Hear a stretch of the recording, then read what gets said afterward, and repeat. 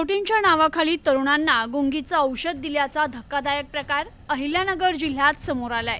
अहिल्यानगर जिल्ह्यातील पाथर्डी पोलिसांनी अवैध औषध विक्री विरोधात धडाकेबाज कारवाई करत जिम मधील तरुणांना प्रोटीन आणि स्नायुवर्धक औषधांच्या नावाखाली गुंगीकारक इंजेक्शन विक्री करण्याच्या संशयित रॅकेटचा पर्दाफाश केलाय। या कारवाईत 62,504 रुपयांचा मुद्देमाल जप्त करण्यात आलाय, तर एका संशयिताला ताब्यात घेण्यात आलंय। दुसरा आरोपी फरार आहे। 4 जून 2026 रोजी सकाळच्या सुमारास मिळालेल्या गोपनीय माहितीच्या आधारे पाथर्डी पोलिसांनी अन्न व औषध प्रशासन विभागासह संयुक्तरित्या कारवाई केली आहे। या पथकात पोलीस निरीक्षक विलास पुजारी यांच्या मार्गदर्शनाखाली उपनिरीक्षक विशाल लहाने, सहाय्यक फौजदार विलास जाधव, कॉन्स्टेबल एजाज सय्यद, संजय जाधव, ज्ञानेश्वर इलग, सागर बुधवंत, सचिन हाडके, प्रवीण भोजे, आप्पासाहेब तांबे तसेच अन्न व औषध प्रशासन विभागाचे औषध निरीक्षक शेख जावेद हुसेन सहभागी होते।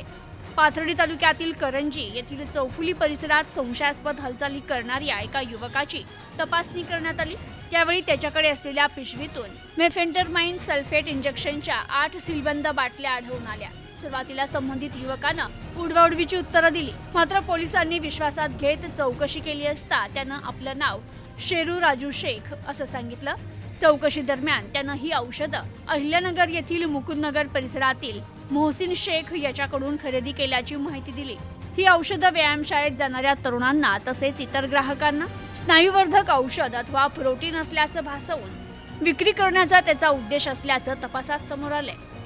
वैद्यकीय सल्ल्याशिवाय आणि वैध डॉक्टरांच्या चिठ्ठीशिवाय ही औषधं विक्रीसाठी आणण्यात आल्याचंही उघड झालंय। याबाबत अन्न व औषध प्रशासन विभागाचे औषध निरीक्षक शेख जावेद हुसेन यांना पाथर्डी पोलिसांनी माहिती दिली।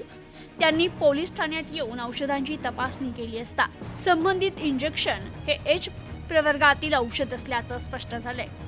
अशा प्रकारची औषधं डॉक्टरांच्या चिठ्ठीशिवाय विक्री करता येत नाही, तसेच त्यांचा अयोग्य वापर मानवी आरोग्यास गंभीर धोका निर्माण करू शकतो असंही त्यांनी नमूद केलं। तर या कारवाईत 2,504 रुपये किमतीच्या इंजेक्शनच्या 8 बाटल्या, 2 मोबाईल असा एकूण 62,504 रुपयांचा मुद्देमाल जप्त करण्यात आलाय।